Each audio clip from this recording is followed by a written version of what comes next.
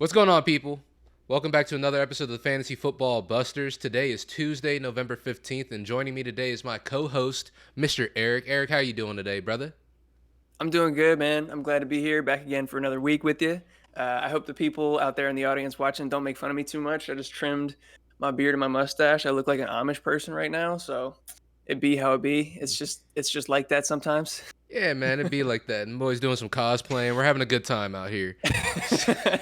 And as usual, it's our Tuesday video, first video of the week. We're going to be talking about some news and injury updates, keep you guys updated, and just let you know what's going on in the league right now.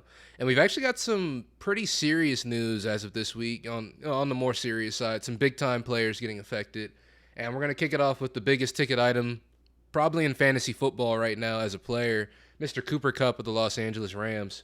Went down on Sunday with a high ankle sprain, and he really wasn't able to put any weight on it during the game whatsoever. And when they tried to give a timeline, we haven't really gotten an official timeline from the team yet.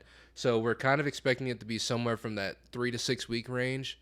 Eric, do you have any more insight into what was going on with this one right here? No, not too much more than what you said. Mm-hmm. I got the 3 to 6 week estimate from a couple of doctors in the fantasy Twitter space. So that's kind of what they're estimating for this one. I've also heard some people say that with his kind of like minor double ankle injury that he had the week prior, and just with the way that this team is playing, they might give him all the time that he needs Mm-hmm. and just potentially even shut him down for the season.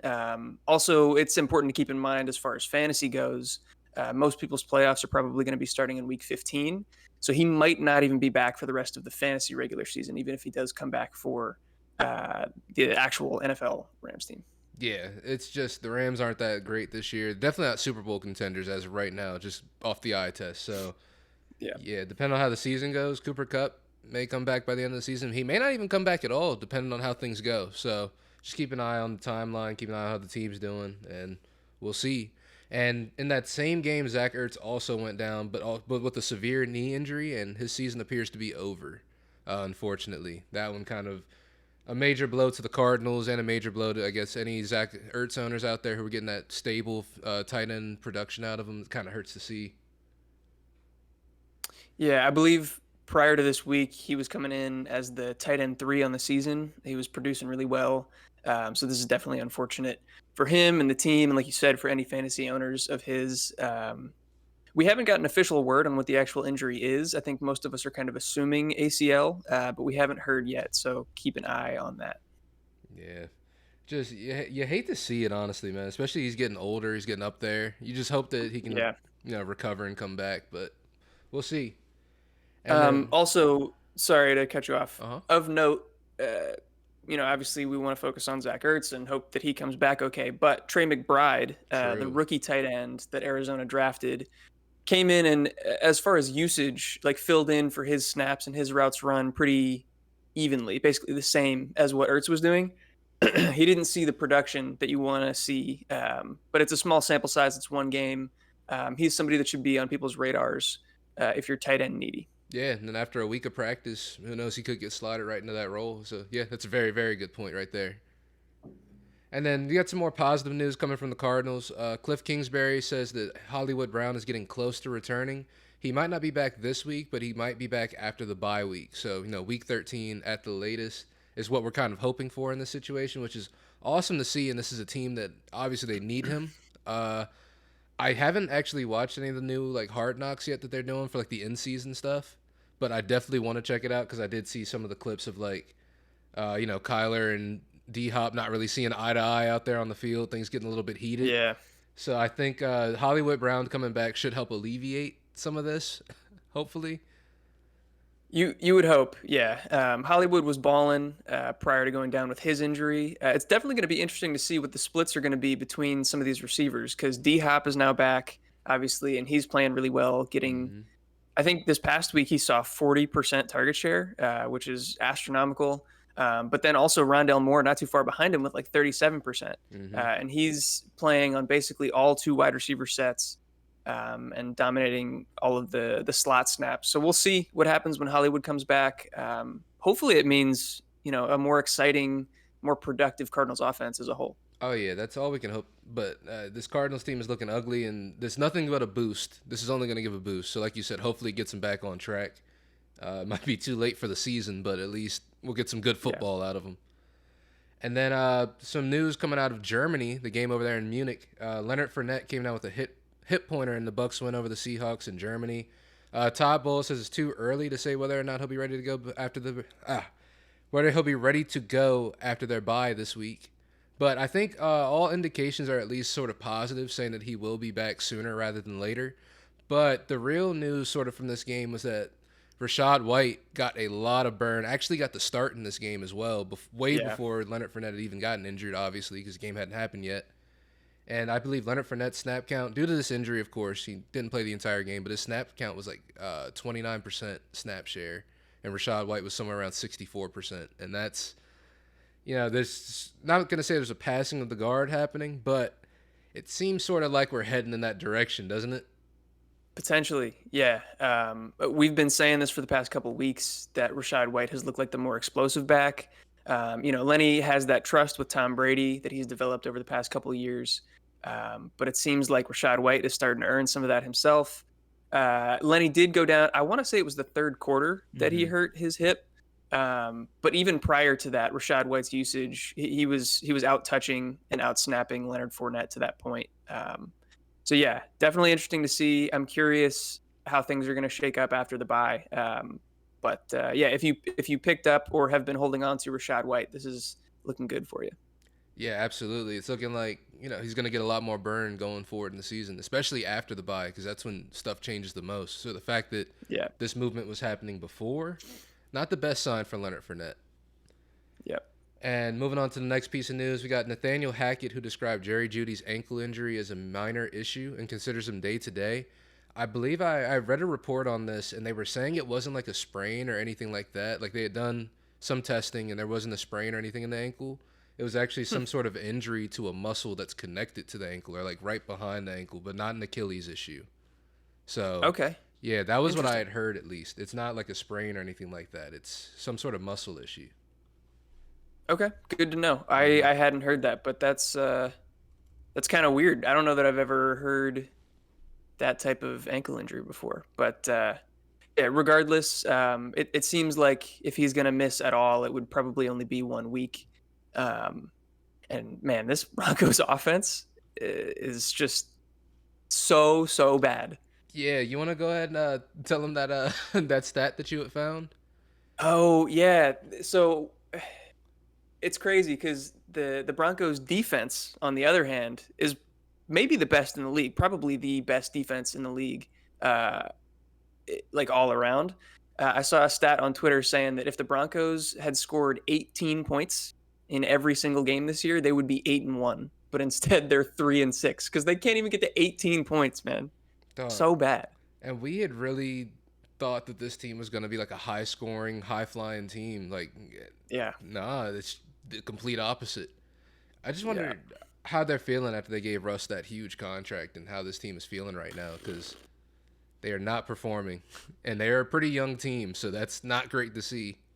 yeah. And like, there aren't any outs. Like, they got to hold on to his ass for a long time. Yeah. They could have gotten this same production from Drew Lock for 250 million less dollars. Yeah, they could have gave Drew Lock probably like a coupon for a Costco membership and and $1.5 million. He'd have been, I'm in. Let's do this. Broncos Yep. country, let's ride. It'd at least be Yep. fun to watch. But it's Mm-hmm. yeah, it's just terrible. And going on to the next piece, I haven't seen it reported by the team, but Edwin Porras, the fantasy football injury doc, you guys check him out if you can on Twitter at FB Injury Doc. Tweeted that Amon-Ra St. Brown tweaked his previous high ankle sprain, and they're going to continue to monitor his practice status. So not the best, as we've talked about before, when players re-aggravate or tweak a prior existing injury. Sometimes things can get worse. So it is a really good idea to keep an eye on his practice status throughout the week because he very well could not play this week. And it's just, it is what it is right there. It's just not great to see re-aggravations, especially in ankles and especially in wide receivers. Yeah, this one sucks a lot. We've been talking up Amon-Ra for a bunch of weeks in a row now. His usage has been off the charts. And again, it was this week. He hit 40% target share this week after averaging over 30% for the past, since last season. And he finally had himself a good fantasy day. He produced for us for the first time in a while, and to Mm-hmm. hear him have a re-aggravation of this ankle injury is just devastating. Yeah, so it's definitely something to keep an eye on. Whoever it was that, Amon-Ra St. Brown made a deal with for his fantasy football production, they've come to collect this season.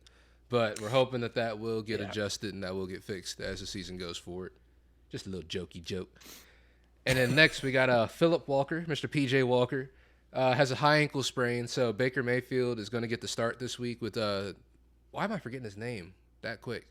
Sam Darnold as the backup, designated as the backup for Yeah. this game. Yeah. Because he's irrelevant. That's why. God damn. I mean, yeah. It's crazy that it's really crazy when you think about this Panthers team right here has the number 1 and number 2 picks from one year. The both Yeah. quarterbacks off the board. Oh wait, no, number 1 and number 3. Saquon was number 2 that year. Right? I think you're right. Yeah, I think Darnold was 3. Yeah. But it's just and neither of them are good enough quarterbacks to start on this team, which is kind of Nope. crazy. But yeah, PJ Walker going down. Does this move anything around for you in terms of these players in fantasy football? It doesn't really do anything for me in terms of the running game, which has been really the only consistent thing that we could count on. Deonta Facts. Foreman and potentially Chuba Hubbard if he gets back to 100% healthy. Maybe it changes DJ Moore's outlook a little bit. Not that he had been great last week, or I think even the week before that, but he's historically performed better with PJ Walker, DJ Moore has, than he has with Baker Mayfield so far this season. So just something to keep in mind. About to say, and don't take this as any type of advice whatsoever. This is purely conjecture, but Terrence Marshall may get a slight bump up this week. Terrence Marshall was a big target that Baker Mayfield was looking towards, especially in that game where he went in late for PJ Walker. So I don't know. Yeah. Might be something to keep an eye on, but I wouldn't trust starting Terrence Marshall either unless you absolutely need him. So Also, fun fact, and it's really weird, so I don't blame you for mispronouncing it. There's no N in his first name. Oh, is it It's Terrace? Terrace. It's Terrace? Terrace Marshall. Yeah, it's weird. That's stupid. Now, we're going back to the Green Bay Packers. They're on a short week with the game on Thursday. Christian Watson was listed as limited with an ankle injury on the estimated practice report for Monday. I'm not really surprised. Christian Watson's kind of always hurt in some way, shape, or form, but last week was able to have a huge game for Aaron Rodgers. Looked like he finally found someone he had a connection with out there on the field. Yeah, so seeing Christian Watson on that report, not the greatest thing in the world, but also not a world ender because I feel like he has been hurt for a majority of this season. But it's definitely something to keep an eye on because I think Christian Watson, of course, is going to be one of the most heavily targeted people in waivers this week, just based off of his last week, for sure. Yeah, it's interesting, right? Because like you said, he can't stay healthy. He's on the injury report again. So even if you pick him up, it's possible he doesn't play. It's possible he has another dead game or gets injured in a different way. There's all these risks involved, but I think it's all worth it at this point in the season to pick up somebody that young with that much upside on an offense that seems to be potentially trending up. He just went for over 100 yards and 3 touchdowns for Aaron Rodgers. So you love to see that, and hopefully it continues. Yeah, man. I feel like he's always leaves the game at some point every single week with some sort of injury designation. It's kind of crazy, but you just hope for the guy. Hope he gets better, and he just stays out there on the field because Aaron Rodgers needs him out there. He really does. Yeah. And then staying on the topic of the Packers, we got Matt LaFleur saying the team will activate Randall Cobb off of IR, which is a pretty big bump up also for Aaron Rodgers, one of his favorite targets, coming back finally after what seems like forever. I feel like Randall Cobb's been out for a long time, so it's good to see him back for sure. Yeah, old trusty out there, man. Yeah. Hopefully he can convert some more third downs with Randall Cobb on the field. Hey, low key, bro, and this is no shade to anybody. Was Randall Cobb one of the most overrated receivers in the NFL history? He had one pretty good season, and other than that, we've always sort of.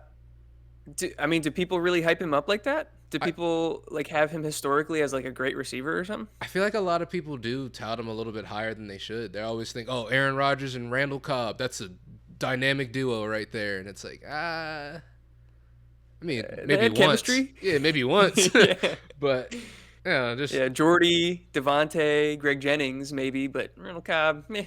yeah. But I think a lot of people throw him up there in that bracket. I don't think he should be there. No shade, though. Probably not. Then moving to the Bills, we got Sean McDermott. McDermott? Sean McDermott. I McDermott. can't fucking talk today. Says Josh Allen came away from the game in a good spot as it pertains to his injured elbow.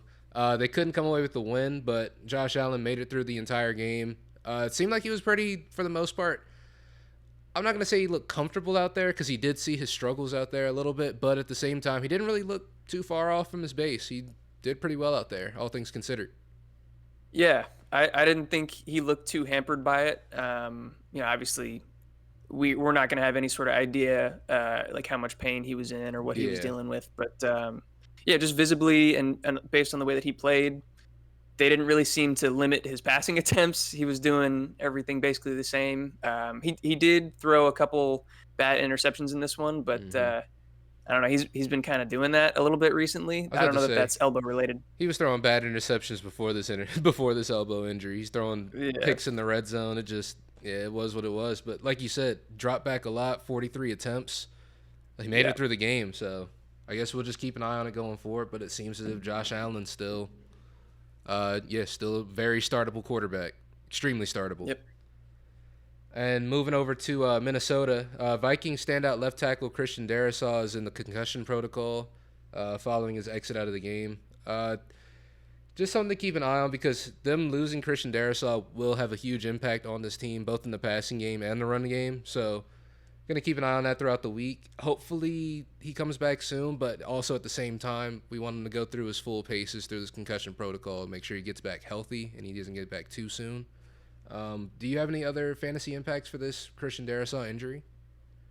I just wanted to make sure that fantasy players had it on their radar. Okay. This isn't something that came up as big news, but I think it is pretty important. He's been graded as one of the best left tackles in the league so far this season, and has been a big part of the Vikings' success. So, like you said, it's going to affect the run game and the pass game if he can't go. So, just something to monitor. Yeah, just keep an eye on it throughout the week.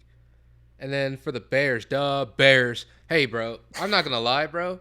The Bears have been mad exciting to watch lately, bro. Yes, dude. Bear down. I am Yeah. kind of a Bears fan right now. I love it. Dog, I was sitting there going crazy watching the Bears game. Justin Fields stonks are up. But someone Yes, else sir. is who stonks are up, who actually exited the game, Mr. Cole Kmet, has been having some monster weeks out there lately. But was left this game early. Him and Khalil Herbert both left this game early. Cole Kmet sounds like he'll be fine for next week, but we haven't really heard anything on Herbert's status yet. I saw there was an injury, a hip injury designation, but they haven't really given any type of real insight as to what it was or what kind of timeline we've got. So a little bit on the scarier side for Khalil Herbert, someone who actually outproduced David Montgomery again this past weekend. Yeah. What do you know about any of this? Because I'm not super familiar with this situation myself. They haven't Yeah, really. unfortunately, yeah, this is all I got as well. Yeah. They haven't come out with anything. I haven't seen any news circulating around Twitter with any sort of speculation from fantasy doctors or anything like that. It was on a kick return late in the game that Khalil Herbert went down with this hip injury and he didn't return. Mm, Yeah, we don't really have any sort of idea on the severity, so just something to look out for there. And as far as Cole Kmet, I do think it's pretty minor. It was like a crossing route and kind of knocked knees mm. with Jeff Okuda. I don't know if he got hit in like the lower quad and it's just like a muscle bruise, or if they did hit right on the knee. Either way, it's probably just a bruise and he'll be fine. Yeah. So Cole Kmet more optimistic. Khalil Herbert, we gotta wait and see because we really have no Yeah, idea what the hell's going on right now. yeah. Moving out to L.A., we got Gerald Everett dealing with a groin injury. Left the game early, did not return. Brandon Staley saying that he's day to day, and I think you'll see him out there at practice sometime this week. So that's not much news. Groin injuries and soft tissue injuries are never great to see either. So we're hoping it's a minor one, and maybe they will be able to work him back in this week. But I'm not super optimistic with a groin injury. Are you, Eric? Uh, yeah, I based on what he's saying, that he thinks he'll be at practice, like it's looking decent that he'll be able to play. But I would probably limit expectations for him next week. Groin injuries tend to linger, Hmm. and it's not hard to re-aggravate. So yeah, that one's a little scary. This whole team has been decimated by injuries, not just at the receiver core, but offensive line, defensive line, the whole thing. They're really struggling. But I know you got some slightly more positive news coming up next for them. Oh yeah, more positive news is that Brandon Staley also mentioned that both Keenan Allen and Mike Williams should be at practice this week. So Yeah. Mike Williams, as we know, he hasn't been there for the last 2 games, also out for the bye week. So technically 3 week absence. Keenan Allen has been struggling getting back to the field, re-aggravated his injury. Well, they didn't say he re-aggravated it really. They just said he wasn't comfortable on it yet, but He definitely he re-aggravated that definitely shit, though. re-aggravated that shit. But but those two should be back, and if they are back, that is a gigantic upgrade for this team. They've been struggling. They've had Josh Palmer out there as their number one, Gerald Everett is their number two, and those guys have both. But Josh Palmer's done fine. He's produced, but Gerald Everett not really so much. So it is good to see that they're coming back, and that'll be a huge upgrade for this team. Yeah, it's just honestly just great to see him back out on the field and back out there playing because this Chargers team has been greatly hampered by their absence. They've really missed them. Yeah. Great news for the Chargers. Hopefully, great news for a bunch of fantasy teams that have been waiting to get these guys back. Yeah, hopefully they're full go. Because, like you said, Josh Palmer, Mhm. he's done what he's had to do. But we both don't think that he's all that great. DeAndre Carter was he outproduced him this past week. He was like the lone bright spot for that team. So yeah, hopefully they get their big money guys back. Yeah, bro, that'll be great to see. They're $20 million receivers, as Brandon Staley said in Yeah, that video clip. And then some more yeah, positive news from Baltimore. Mark Andrews and Gus Edwards are expected to be back at practice this week, and signs pointing towards them playing. So that's also, again, huge for the Ravens. They get back their number one receiving target in Mark Andrews that they have, again, greatly missed in his absence. And just a little bit more stability in the run game with Gus Edwards coming back. So that's always great to see as well. yeah. As long as Mark Andrews is 100%, I don't think Yeah. we have any worries with him fantasy wise. Although he has, put up a couple kind of disappointing performances recently. But as far as Gus Edwards, I do want to ask you.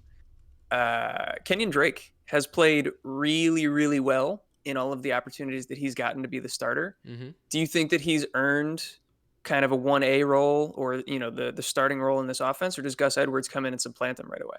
I think Kenyon Drake has kind of earned that sort of 1A role until he proves that he doesn't have that anymore. Just because that's why I was saying with Yeah. Gus Edwards to provide some stability, just so they do have that Yeah. other option, that sort of 1-2 punch, and Kenyon Drake doesn't have to play the full game if they don't need him to. But if Kenyon Drake rolling the way he has, I don't think it makes sense to take him out right now.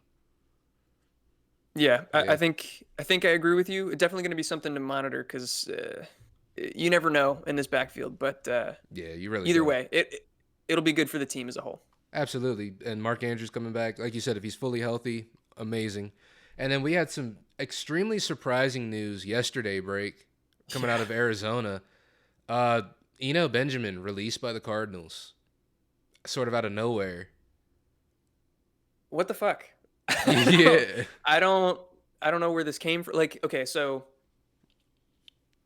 it makes sense that a team wouldn't carry four running backs on their active roster. Like that part yeah. There's no is surprise there, rational. really. Yeah, But Benjamin, like I don't love yards per carry as a stat. Like there's other probably more better ways to look at how to grade running backs. But simplistic, easy to find. He led the team by far in yards per carry so far this season, over James Conner, over Darrell Williams, over Keontae Ingram. In the games where James Conner has been absent, Benjamin has been the featured back, and I thought performed pretty well. He's been efficient. He's been really good in the passing game, probably their best pass catcher.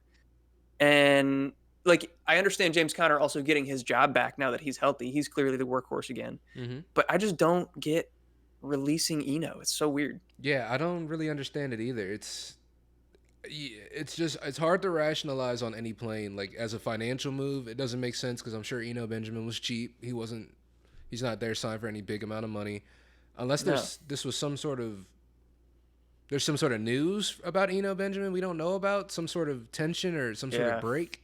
but we have no idea honestly right here. This one was just weird. Yeah, I'm interested to see who will pick him up and if he'll be useful somewhere else because I think he's a talented back. Yeah, I think there's some teams out there that could at least use a backup running back just as a safety blanket. So it'll Yeah. be interesting, like you said, to see what they do. And then moving over to New Orleans, Dennis Allen says there's no decision made on who's going to start at quarterback for the Saints this week. So we're back to the carousel. And you know what that means, brother? I think I do know what that means. I think it's time. It's time to unleash Jameis. Unleash him. He's been gone for long enough. He's bike. Oh, I love it. I love it. Yeah, I hope they do it. This team is clearly shit, regardless of who's a quarterback at this point. It doesn't matter. The season is probably done for them. And yeah, Jameis is just way more entertaining.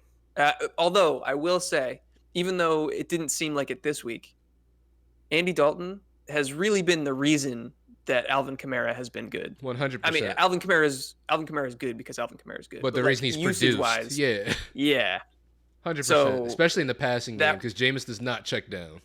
Yes, Yeah. yes, exactly. No, that's the biggest point. So as much as I think it would be fun for James to come back and it might boost Chris Olave a little bit with more deep targets and stuff like that, but yeah, it could be a big downgrade if that were to happen for Alvin Kamara.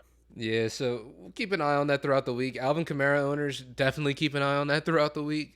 There's not a situation, though, where you're going to bench him, but it's just, you may know whether to temper your expectations on Alvin Kamara for the week or not. And then in other quarterback news, the tickler, Deshaun Watson, he's going to return to practice for the Browns this week. The Browns have made it explicitly clear, though, that even though he's returning to practice, they're not focusing on him being the QB1. They're focusing on getting Jacoby ready, so... the tickler's back. First game against the Texans. NFL did that shit on purpose, bro. They made that shit happen. Wild. On purpose. Egregious. Yeah. What are they doing? Chaos is going to ensue. I'm here for it, though. I love it. Honestly, I can't wait to watch it. I wish I could watch it in the setting where I could have the sound on. This might be one of the first games we watch this season, and don't be surprised where the crowd is muted and we can only hear the commentators. Honestly. Yeah, it's possible. It's very possible because if it's anything like that preseason game, it's going to get fucking wild. But, that's going to wrap up our news and injury news for the week. Just keeping an eye on all these things that we kind of talked about throughout the video. Just monitor it with Cooper Kupp. I'm on the less optimistic side just based on how the team is. But knowing Cooper Kupp is a player, he should be coming back soon because he's going to want to come back as soon as he can. Whether the team's winning or not, that's just the type of player he is. But with the team performing the way they are, I'm not super optimistic that they will bring him back if it is something that turns out to be a lengthy injury. So, just keep an eye on all of these situations and make sure you guys follow, like, comment, subscribe. We're giving out free fantasy football advice. So drop down your questions down in the comments.